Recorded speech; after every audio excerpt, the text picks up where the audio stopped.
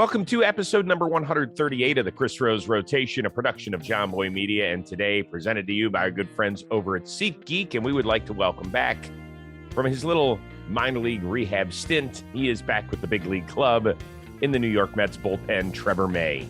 Good to see you, my friend. How are you? Good. I'm good. It's good to be back. Thanks for having me. Yeah. So play weatherman, first of all, up in New York City. I was just there this weekend. We were doing another blitzball tourney that'll be coming out on our John Boy Media, our Warehouse Games channel. I don't know exactly when, but over the next few months. And it was awesome, except I felt like we were doing it on the sun. Is it still nasty? So hot. Yes, so hot. It was 95 yesterday. It was just, it's one of those, it's just energy sapping just by standing near something that might be touching the outside.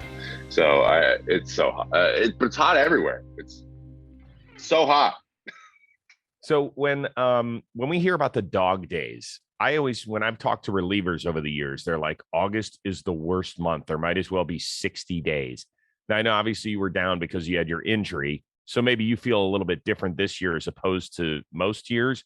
But what is it like in the month of August for a major league reliever? It's tough. It's really tough for a couple reasons.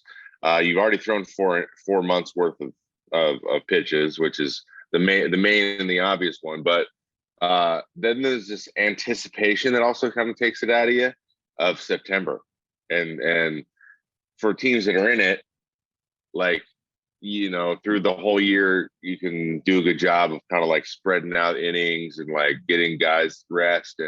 But especially with us in the division race, it's going to be only getting probably hotter as we go.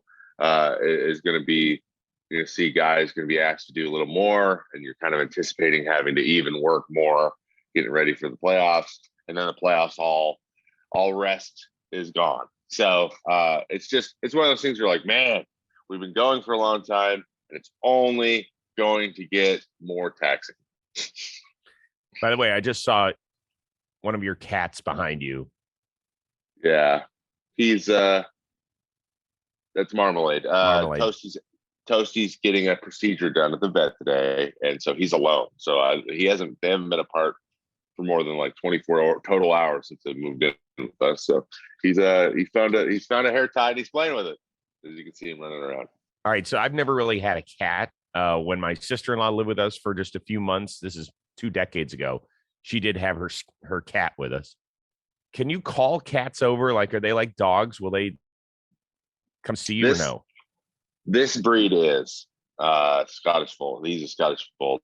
They both are, and they're very dog-like. They always want to be near you too.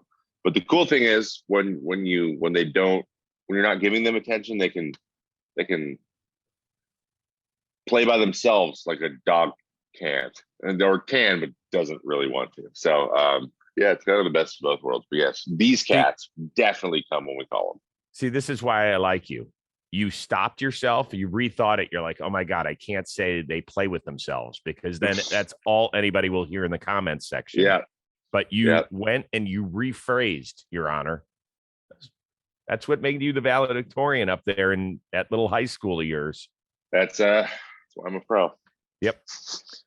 I know that usually we save this for the end of your workday, but I just feel like we all need a little pick-me-up here in the middle of August. So why don't we just get the trumpets blaring and just feel better about ourselves? Here we go.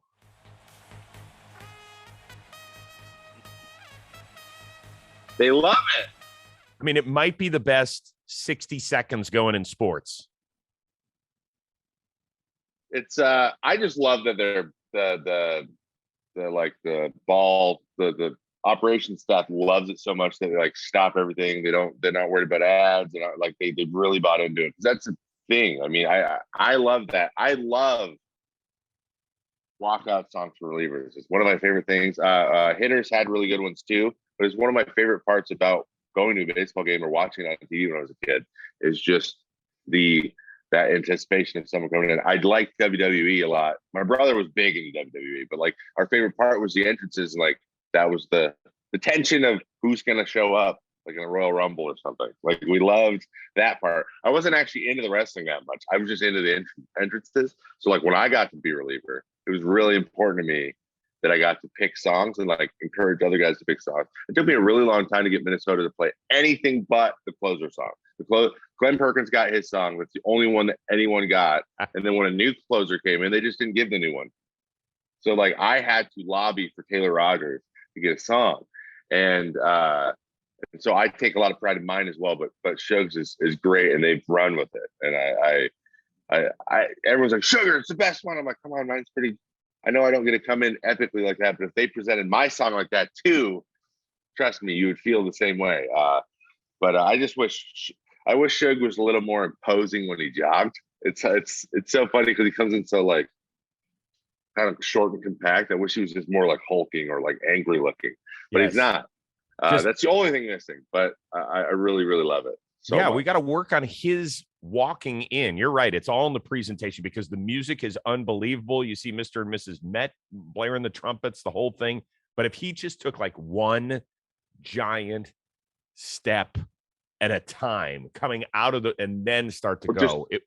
Just like slow steps coming out of the gate. I've noticed that he says his prayer before he takes his head off and stuff, but he started to time that for right when the song starts, which is great, which I don't know if you knew this. I didn't know this either until we played the Padres last year, but Melanson comes out to Thunder. He does Thunderstruck, but he comes out to right when they say Thunderstruck. Like he literally stands behind the door until they say it, and then he opens it. Like literally, I've heard. I don't know him personally, but I've heard that he has a little WWE like fandom in him as well, and so that he does that. So and Sugar started to do that, and he's playing it up a little bit. He started to like time it, but yeah, I wish he would come out or like just kick the door open or something. I don't know, something, or like someone pulled it open like he kicked it open. I think that'd be cool, but I don't think there's much else you need to do. I don't know if you've seen though. You might have to go look this up. But what they play on the board for him, so they filmed all of us this angle, like we're on a spinning platform, and then there's a bunch of cameras around us taking pictures, and they had us do like our motion or something. And for him, he's like not holding a trumpet, but doing the trumpet sound thing, and it's just so goofy. We watch it, we're like, why did they do that? And so they play that. So it's funny. It's not epic or tough at all. You're like, really? You felt? He's like, yeah, I felt real dumb doing it. And they just play that up on all the boards, which is a funny part of it. If you could find that video, we're on hilarious. Hey, time right now for your update on the Hudson Valley Renegades, the high A affiliate of the New York Yankees. And let's focus on Jason Dominguez. The outfielder is the number 36 prospect in all of baseball, according to MLB.com. He is the Yankees' number 3 prospect. They did not deal him at the trade deadline, so you can check him out. He is a ton of fun to watch. He's uber athletic, and that stroke is unbelievable. And you can see him in person for the next homestand, which is going on right now through August 14th against the Brooklyn Cyclones. So come get a look at the Yankees of tomorrow and also enjoy some fireworks Friday through Sunday night. We promise you, Hudson Valley will not shoot them in your direction, unlike other minor league affiliates. Also, buy one, get one lower box tickets and the rest of the season with the code word JOMBOY.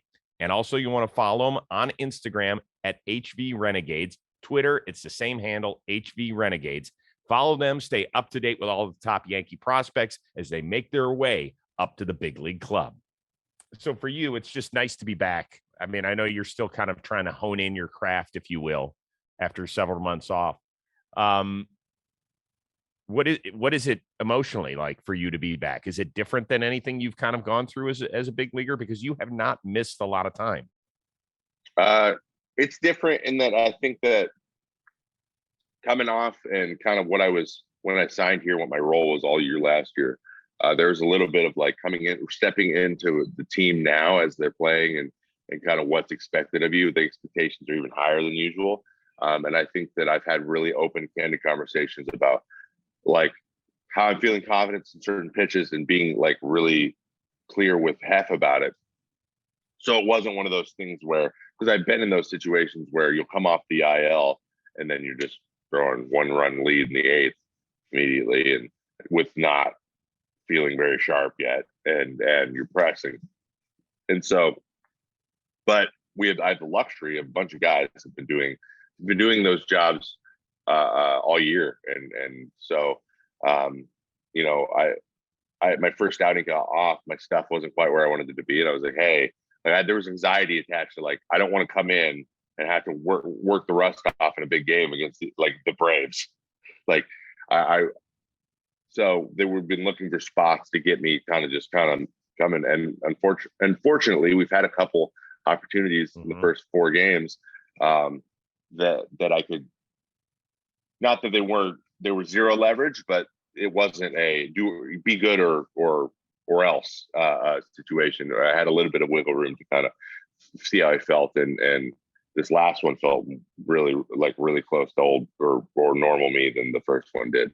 And so that's been really good as well. But I've never come and been in a team that was just join the team and we're in first place. I don't think I've ever come off the IL and had that be the case. So, but it's at the same time, it's not hard to find adrenaline or emotion or like excitement. And that series was electric, and to the point where I was just like, I want to throw. Let me be part of this series. Like, I just want to be part of one of these wins. Unfortunately, that usually means for me the final inning of a doubleheader every single time. I think there's 4 or 5 in a row doubleheaders that I pitched in where I threw the last out of the second game. So I was just locked in for 10 hours. That's beautiful. That is a long ass day, brother. But it was a great weekend for you guys. It was up there. It really was. Took 4 out of 5. I mean, it looked playoff-ish. You know, we couldn't get to any of the games, but it certainly looked like a great atmosphere, right? You should have. Yeah. It was really great. And I know that, like, it was similar to the way like Yankees feel all the time too. And sometimes you're like, you know, hey, hopefully the really heated exchanges in the stands are kept to a minimum. You can't help but like have that little thought drift across, like this is awesome, but also hope we're being good to each other. Like, we're so fired up that maybe we could be borderline angry with some people. So, but it's a great rivalry. It was a ton of fun, and I think we showed kind of what makes us good. It was a really good example of the way our lineup works and the way our pitching staff is. Yeah. So there were a few things that I want to focus on here. One, we talked about, Plouffe and I did on Baseball Today, that Spencer Strider, who was the starter for the Braves on Sunday, and has been electric this year. Yeah. He was outclassed by Jacob deGrom. And afterward, he had kind of an interesting take on the Mets' offensive approach, I guess, is what we could say here. Give a listen. Seem to be having a lot of luck right now offensively, so that's great. It's August. See what things are like in October. So basically what he's saying is there were a bunch of lucky hits. If you look at the exit velo, yeah, it wasn't great. They weren't, guys weren't lacing into the alley or whatever, but that's baseball. We know that. He made the point of, it's August. We'll see what it all means in October. Does something like that resonate in the opposing clubhouse after you've kicked their ass? I mean, it's something that you don't miss. I'll tell you that. Yeah, we're over the years, like, it's just someone's gonna see it, and when you I don't know, when you kind of, for me, when I saw that stuff, it was like maybe a different tack, maybe because I've been there, and honestly, all the things he was saying are also things that I have happened to me fairly regularly, and like the quoting BABIP and stuff is it's true, and I totally identify with it. But I just think he's 23. I think that, with experience, and there's a lot of frustration there. It's a big game. He felt, I could tell he felt really good, and that he was locating fairly well, and things just weren't. He still wasn't able to what wasn't like being efficient, and didn't feel like he's like. I think he's like, I pitched better than it looked, and honestly, me watching, I was like, I would agree with that as well. But it's one of those things. And then after that, it's like, how big of a fire do I want to light under the other team? You know what I mean? Sometimes. So, but I heard the frustration. I've been there as well, so I identified with some of that stuff. But at the end of the day, that's kind of what our MO is. Like, when you throw 9 pitches to the first hitter of the game, I think the tone was set. That there's a lot of respect there for the type of pitcher that kid is and going to be. he's extremely impressive. Even since I saw him do an interview with Pitching Ninja, I was like, I feel like this is a guy I would enjoy having a long conversation about pitching with. And I think that he's hungry in a lot of ways, which is a great thing. But guy who's going to go and strike a lot of guys out, we're going to grind you to a nub. And I think that if we face Jake deGrom, the only reason Jake deGrom didn't throw as many pitches is because his strikeouts are so efficient that, like, I mean, he strikes everybody out in 3 or 4 pitches. It's like, and that's what Max is always trying to do too. So like guys who are strikeout pitchers like Spencer are going to technically throw more pitches more often. And when more of the balls put in play are hits, your BABIP's always going to be a little higher too. If you want an example of that, go check out my career BABIP and be like, well, Jesus, yeah, exactly. Like when a lot of your outs are strikeouts, you tend to have a higher one of those too. So I thought very analytically. That's kind of where I do. I did like go with where the guy's coming from. But I heard the frustration, but I think that we've been playing really good baseball, and it probably wasn't the time to run into us. So let me ask you this, because this is where Plouffe and I had a interesting discussion. The kid has been fantastic in Spencer Strider, but he's got less than 15 big league starts. If you're in that clubhouse and you're a veteran on the pitching staff, do you pull him aside and just say, hey, listen, I get it. Like, we all understand. And everything you said is factually accurate. Yeah. But this isn't the place. If you want to blow off steam, come to me.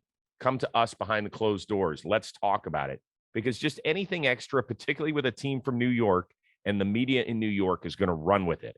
Would you have pulled him aside if you were his teammate? Yeah, actually, I would have said all those exact same things.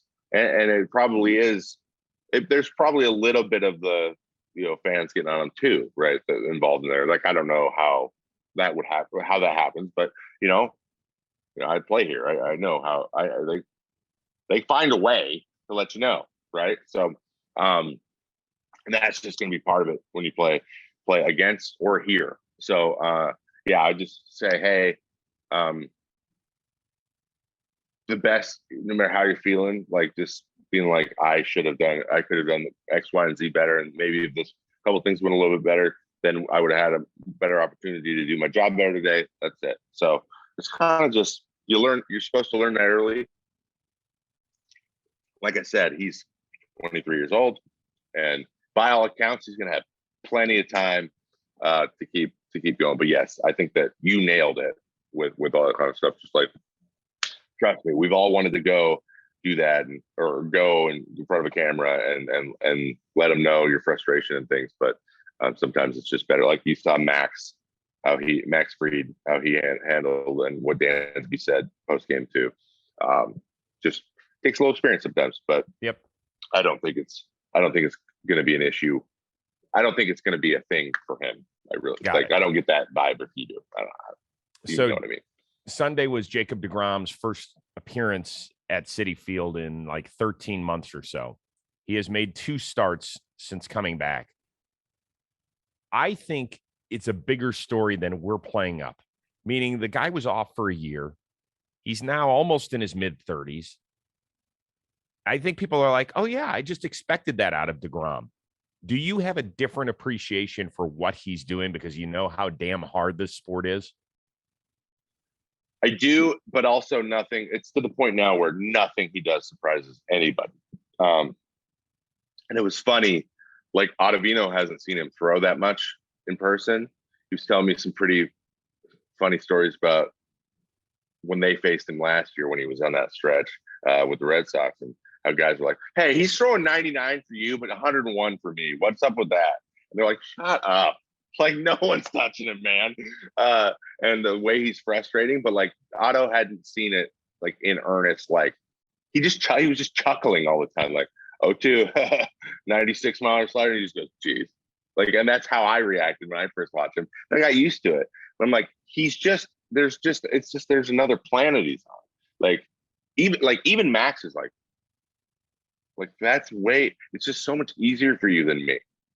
Like, because Max is the most prepared person ever. He knows everything about you when you come into the box, including what you ate today. So like, and then Jake's more like, I do these 3 things, 3 things, better than anybody else on the planet, and you have to flip a 3-sided die and guess, and hopefully something happens.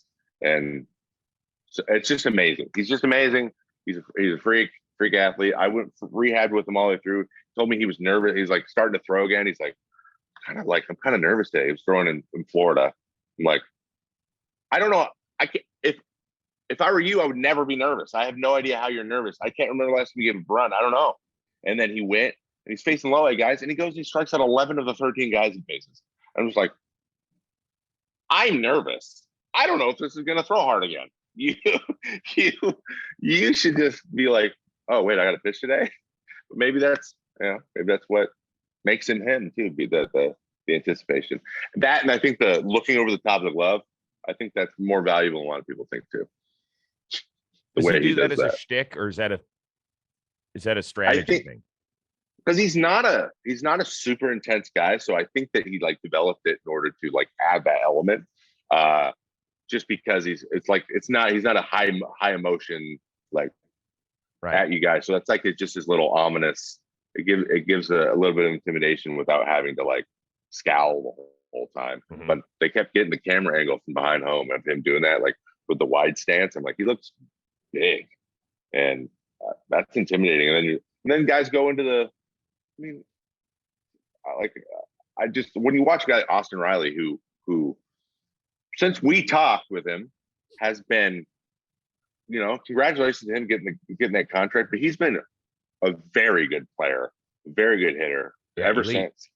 Elite. Like he's there. I would say he's the guy that you gotta like not let beat you. And even he's just like, I don't know what to do. It's got like when their best hitter is like, I'm trying, but it's just another. He's just, I don't know. He's like an angel. I don't know. I think he's an alien. I don't know. Dude, 96-mile-an-hour sliders. I almost threw up when that happened. Like, come on. I just started feeling good again, and I was pumped when I saw a 96-mile-an-hour fastball. I think, and we've had this chat before, but I really think that Hall of Fame voters are going to have to change the way they look for him, because he's not, he's been injured so much, and he's already, what is he, 34 or whatever? 34. Yeah, they're going to have to, I think, make a special case for him for Cooperstown, because I think as long as he pitches another few years at this level, even if it's only 20, 25 times a year, whatever it's going to end up being for him health-wise, they're going to have to. I think he's different than Tim Lincecum, who won multiple Cy Youngs. I think he's different than Corey Kluber, who won multiple Cy Youngs, because I never remember them being this. I think he's so different. Like the ceiling was never. Oh, I think he's a dominance level that, like, from bio accounts, and also didn't throw as many games as a lot of people think. Koufax, how dominant Koufax was in his prime is how dominant Jake. Like, I think it's like the only comparison, the only one. And Sandy didn't play as much as a lot of people thought. I think, or pitch as many games as a lot of people think. But when he was peak Sandy, it's peak Jake, and it was different. Obviously, the curveball was a big part of it, and being left-handed and things. But I think that's the only comparison. That Sandy's known as one of the, if not the greatest pitcher of all time. So I think that same thing will apply to Jake. But like you said, he's not going to Nolan Ryan 27 years. Like, I mean, no one does, but it's just not going to be something he's doing now. He's going to pitch a lot, yeah. But I mean, I would say at the end, probably Max will end up having a lot more innings. I don't think Jake could even catch him. Not even close. No. So it's just different. But the level of dominance, like you said, the ceiling is like, I can't even see it. So you got to take that into account, and it'll be interesting. But is he Hall of Famer? 100%. You know what I do first thing every day when I'm ready to put something in my body? I go to the fridge, I grab a scoop of AG1, and off you go. Yeah, that's Athletic Greens. And it's a thing that has 75 high-quality vitamins and minerals, whole food source superfoods, and probiotics to help you start your day off right. Now, you've heard me talk about my fight with my health and making sure I'm starting to put good things in my body. And AG1 is definitely helping that, because it's a special blend of ingredients. It supports my gut health, my nervous system. And you know how I am. I'm always nervous. My immune system, my energy, my recovery, my focus, and my aging, which Plouffe always makes fun of me about. It's lifestyle friendly as well. So whether you eat keto or paleo or vegan or a dairy-free or gluten-free diet, Athletic Greens uses the best of the best products based on the latest science with constant product iterations and third-party testing. So with Athletic Greens, you're investing in an all-in-one nutritional insurance. So to make it easy on top of that, like everybody's back to traveling, you've been doing a lot of that during the summer. They're going to give you a free 1-year supply of immune support, vitamin D, and 5 free travel packs with your first purchase. So all you have to do, go visit athleticgreens.com/rose. Once again, that is athleticgreens.com/rose to take ownership over your health and pick up the ultimate daily nutritional insurance. Speaking of Max Scherzer in this series, do we know if the ball boy is still alive that ran behind home plate in the middle of Max's delivery? Because I thought if there was one guy who might commit a felony mid-game, it would be Scherzer. So he said, he's like, guys, I genuinely didn't, it didn't bother me at all. I just he goes, it looked like I pointed to tell Darno, like to tell Darno and the umpire, like, I'm not balking. Like, oh, he's running back there. But it looked like he was so mad. So we're like, oh, everybody in the bullpen's like, oh. And then Guillorme came up a little slow, kind of, and Deke, and just went straight home to get Darno to take off. And then we all forgot about it. But I'm like, man, that play was so good. Maybe Max won't kill Brandon. And it's Brandon. But we brought him into the clubhouse. We booed him for that. But it was just, we're like, what are you doing? He just panicked. He just went he's like, just go. I just took off right in the middle of the pitch. But yeah. I love that we all let our imaginations run with how mad Max would be. And he's like, I didn't even care. And then there was the play, I believe it was on Saturday during the Fried game and the Scherzer game, where Alonso ends up scoring and they go to replay. And afterward, the big boy, he comes out and he is fired up. Like, I mean, he jumps out of the dugout. He pumps his whole fist. You know, you talked about WWE. I think he's got a post-baseball career in that, doesn't he? Oh, Pete? Yeah. Pete, I want Pete and when they're done, Pete and Vogie to be a tag team, and then come up with some sort of a name. I don't know.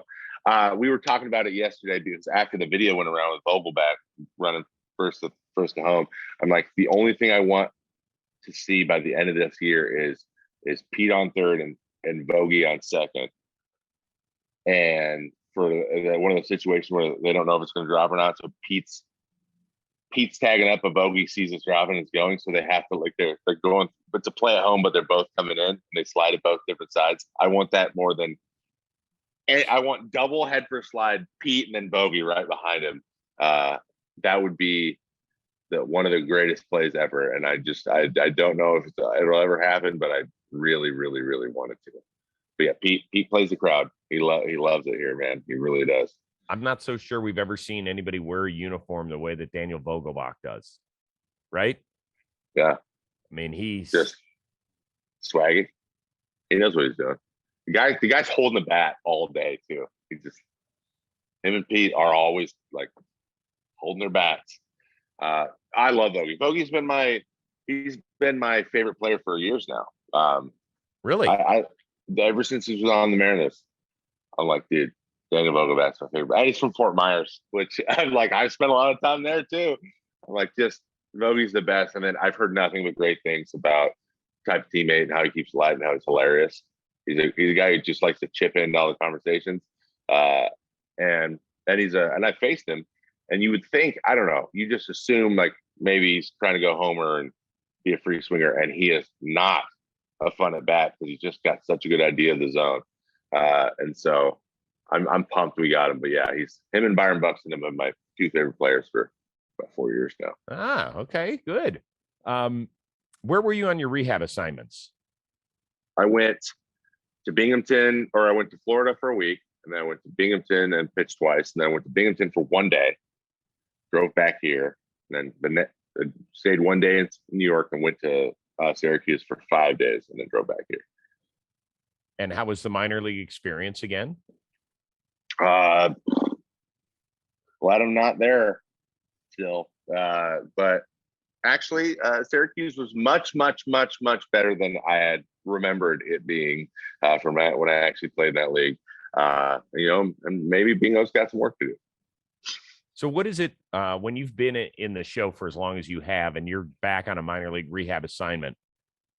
Is it a huge wake up call for you?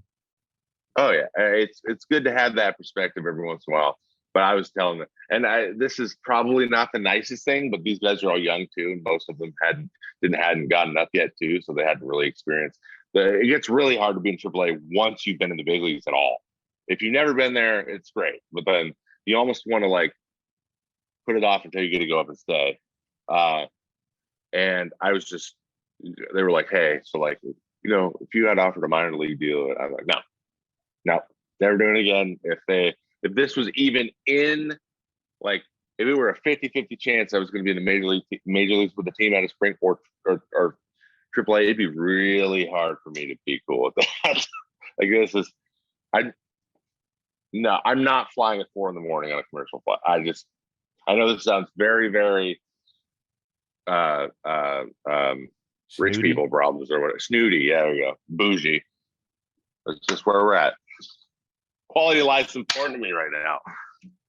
What's the what's the spread? Are guys just eating peanut butter and jelly sandwiches all day? Is it? Oh no, that spread's way better. Ever since that was changed a few years ago, I think it was middle of the last CBA, where the teams cover the food, and it wasn't like a player dues to whoever your clubhouse staff was, and what you were at their mercy, basically what they wanted to do for you. It's pretty standardized. So like, I mean, it's very similar to the food we have in quality. It's just there's just not as many. Like we have like 3 different vegetables and 2 different meats or whatever. Like they have the one of everything. It's like the 3 things: the meat, the starch, and the vegetable. And it's only get the one option, but it's a good option. But if you don't happen to like that, so it's more or less minor leagues is just there's less variety, but the quality is pretty good. I had a pork chop. I was like, this is a phenomenal. I remember telling him, like, this is a really good pork chop. I really like this. And the guys were like, I don't want that. I'm like, it's really good. You should try it. I'm enjoying this. I'm the big league guy. You guys should eat this. But it's almost as if complaining about things in baseball is just part of it. You got to find things to complain about to get through it. So guys are like, ugh. I'm like, you guys, you don't even know. One time I came in, there's one pan with beans and hot dogs cut up in it for post game. And we laughed and said, we're not paying you for today. And he goes, okay, I understand that. Because he's like, this is what they gave me. He goes, yeah, I don't deserve to be paid. That's awful. Did you have to take any bus trips or no? Oh no. I actually love the whole week or 6 days of games, day off.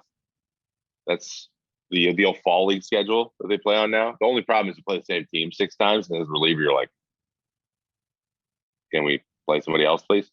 Especially when it's the Royals. I played against Omaha, and you know them. They're like, hey, you got to be able to run and bunt and steal. You want to go to the big leagues for the Royals? And I'm like, oh my God, they sent the scouting report from when I was in the big leagues, and they're going to run. And then what they do, they just ran all out. Like everyone's stealing and bunting and making me field. And like I had a leg injury, and I was just out there just smirking and I faced the same 3 guys all 3 times I pitched. So, yeah, I do like that. The travel is, I didn't have to do travel. I'm always on my own there. But if I had to fly early or something, that would have been, I'm big on sleep. Yeah, we know how much you like your sleep. That would not have worked. I don't know how. I don't know. I just still can't wrap my head around how you're supposed to go and be like, get better when you've had 4 hours of sleep. Isn't that like the part of the whole deal? Let's weed out the people who aren't mentally strong too. I mean, it's at that point, it's not even, you're just sleep deprived. Like, what are you supposed to do? We're not on a desert island here. Like, we're not doing SEAL training. We're trying to play, like, you want us to play baseball at a high level. Maybe, I don't know. So and if there's a delay, so if they fly, like they're banking on getting there at 10:30 and being able to go to the hotel and sleep for an hour or 2. But if they get delayed, they just go straight to the field. And then they play. And I'm a reliever, and you can just be like, I hope we don't pitch tonight. But like all the position players, like, here we go. And I guess that is part of it. You got to learn to do that and just find a place inside. But I mean, there's a better way. I just feel like there's better ways to do it. Is there, I know that you're so focused on what's going on with your team and your situation and everything. Are you keeping up to date at all on your hometown team as they try to break the longest playoff drought in North American team sports? Of course. Okay. Of course I am. I really hope they do. And I hope it's not a sneak into the last wild card, the brand new wild card they just added. Like that would be, because then they'll be like, well, now everyone's saying we wouldn't have gotten it otherwise, which is true. It counts. So but it does count. I hope it's like the second wild. It's something that would have been there either way. Because I know how the narrative's going to go, just to continue to make fun of them. But I really do hope they. I know a lot of those guys who. I don't know. It's just I know a lot of my friends and family are. One thing I do like about the Seattle scene in sports in general is, yeah, the team's not very good. They're not going to come out. But if it is good, they'll sell out. Like you saw the last week of the season last year, people were coming out of the woodwork. Like it's weird to say like it's an okay place to not have a great team. Like there are worse places to be on a bad team. But if you're good, they will also go the other way as well. And that's because there's some places that are pretty laid back all the time, no matter how good you are. And so that's one thing I've always been proud of the Northwest is because we only have those teams. Like there's no one else. Like we don't have a Spokane baseball team or something, right? So Seattle's like all you got, and so they love their sports there. And I hope they make it. I hope that they make a run, and then we beat them. Pardon the interruption for the special DraftKings announcement. Turn big league action into big winnings with DraftKings Sportsbook, an official sports betting partner of Major League Baseball. Right now, customers can bet just $5 on any game and get $100 in free bets instantly.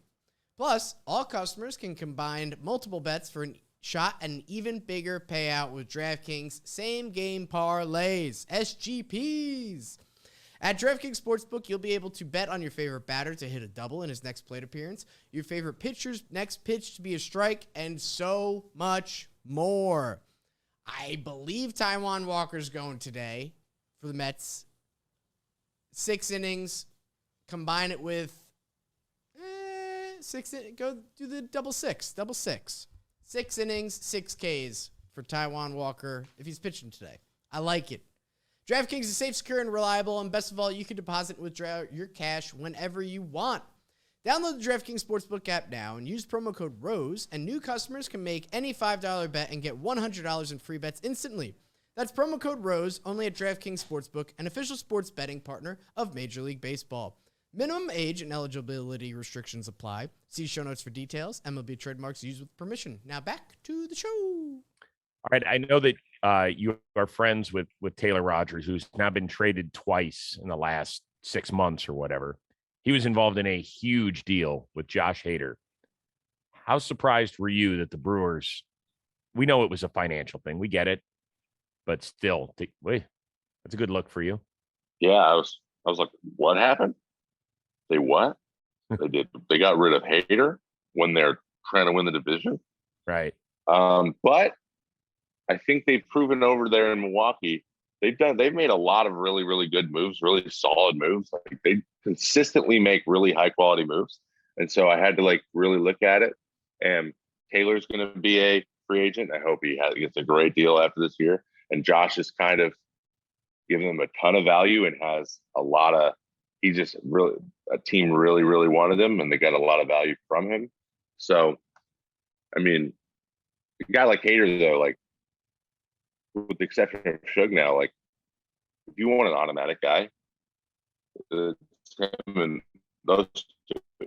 And so they got an automatic guy. Yeah, he had a couple tough ones in a row, but everyone does. But, like, I just didn't expect him to go from a contender to a contender. That was just, I don't know. Like, how do the Padres get everybody? I don't understand what's happening. Like, now their lineup, I'm just like thinking about it. I'm like, how did this happen? But then I guess the Dodgers got Trey and Max last year, and it was the same type thing.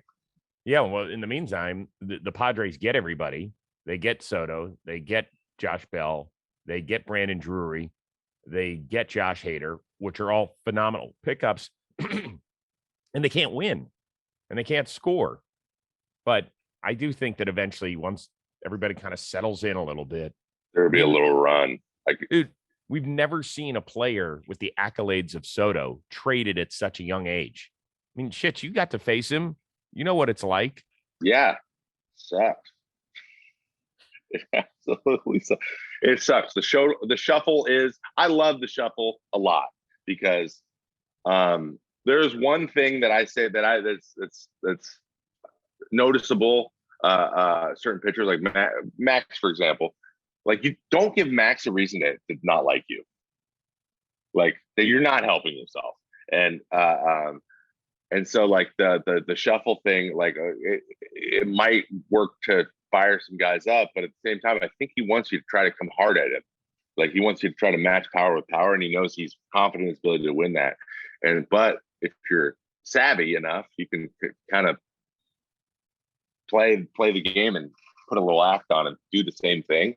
So it's not just him hitting; it's like psychological as well that he does so well, and he knows. And to be 23 years old and like buy in like he has on that, it's really impressive. He's really, really impressive. He's like Jake but hitter. Like he's just never ever. It seems like he's never tired or he doesn't have it. He's always got the energy and he's always ready to like. He's never going to give away the back. It's his thing. He's like, this is my thing. There's never a day where I'm like, whatever. But he's just like, no, it's not who I am. That's how I play. So for them to get him, and I don't think anyone's talking about Josh Bell, and they need to. You guys have an incredible year. That if they get going, it's not going to be fun to face them at all. All right, I got one more thing on a team that's not yours, and it's Aaron Judge. You have faced him in years past. You have not faced him yet this year, right? You would miss that series. What can you tell, if anything, is different about it? Because it feels he's always been a great player, but now we're talking about a guy who's could end up hitting 50 homers by the time it's September. What's the difference? The difference is I think that there's something that Bryce Harper does when you're getting ready for Harper. So I'll use Bryce because I think he's gone from like MVP to kind of not having great to back to MVP levels, and he's kind of done that several times now. Yep. And you can see kind of the gradual change in like what's making him so successful. And I think that Aaron, who has some swing and miss and has in his career gone to places where he was struggling to even like really hit the ball hard at all, back to this level too. And it's big thing is both those guys are really, really, really, really aware of where they're hitting the ball the hardest. And like if a ball's here, if I don't miss this pitch, then I'm going to be really good. I can let the other ones that I don't hit as well, like there be some success or a hole there a little bit, but I want to minimize my hole, just know who I am. And I think both Bryce and Aaron know very, very clearly where their honey hole is, or their nitro zone. That's what we call it. So, and what Judge is doing so well. And if you overlay that over like how Max pitched him, Max was very clear about where the hole was or where he could have success, but Max didn't make any mistakes, none. He made zero mistakes the whole time facing him, but Aaron's in a place where you have to do that in order to be successful more than one at bat against him. He's not going to miss a mistake. So he's missing zero mistakes. If someone misses their spot by a little bit, he is making them pay for it. And he's not worried about being successful on every pitch thrown to him. He's worried about being successful on the ones he's supposed to be successful on. And those are the best hitters. Juan's the same way. But he does things maybe a little bit farther where that hole he can just close it some days. Like most guys can't do that. That's why he's amazing. Mm-hmm. But Aaron's having the year he's having because he has a plan. He knows exactly what pitch he needs to hit, and then he might get. He knows where that overlays. Like what does a mistake look like for this guy? And then he's taking advantage of those mistakes. It's the same way as pitchers saying, where's the spot that if I know my default spot that if I hit it every time, there's a very low chance they're going to have success. Right. Even the best hitters have those. and that's kind of what you work off of. So the advantage is always in the pitchers. I think in the pitcher's lane, I think the pitcher always has the advantage because we have the ball. But if we make a mistake and you take advantage of it every time, you have a year like Aaron's having. Well, I'm happy for him. He bet on himself. I think he's going to get over $300 million. I would assume it'll be from the Yankees because I just think that they understand not only the type of player he is, but he is flawless in front of a microphone in his ability to handle the pressure in New York. I mean, you've been there a year and a half and you understand how different an animal that place is. Yeah. Yeah. I have all the respect in the world for him and how he plays the game and his talent. He's really a guy you want to. He's as close to Derek Jeter as you could possibly get, like, to lead your team. And I think that, everyone loves Derek, and I think Aaron is in that conversation with that type of player and guy he is. I'm with you. All right, before we let you go and get on your way, I think since we last saw you, we've got new categories on the wheel of moderately interesting things, but I'm not sure. So we'll spin it. That's all I'm landing on is crushing it. I might have asked you this. Your first childhood crush? Ooh, childhood crush. This is going to be common. I was like, what is it? And then it came to me that I've had this thought 100 times in my life. Topanga from Boy Meets World. Oh, okay. Everyone loved Topanga, and I loved Boy Meets World. But she was definitely number one for sure. Raced home to watch it. Topanga. Where'd that name come from? It's a very, very memorable. It's a street out here in Los Angeles. It's a big place. You could take the Topanga Pass over to Malibu, go visit the hoity-toities, the rich people. Might be where it's come from. I don't know. Isn't that all, Kelly? Yeah. Not all of it. Just most of it. All right. Well, listen, I'm happy you're feeling better. I'm happy you're back out there. I'm excited for you guys in the stretch run. I think there's nothing better when both teams in New York are good and playing for something meaningful, like a first round bye, which I'm sure we'll talk about the next time when we meet up in September. Yeah. Yep. Okay. Do it. All right. Where's Marmalade? I don't know. He's running around somewhere. Usually he's close, but yeah, he's not in here. Okay. Taking a few minutes All right. off. Maybe all right, we'll time. tell all the people up there in the Mets clubhouse we say hello, and we will talk to you again soon. For our outstanding producer, the one and only Robbie Scirocco, our summer intern Sam Singer. That is Trevor May. I'm Chris Rose. We will see you next time here on the Chris Rose Rotation, a production of John Boy Media.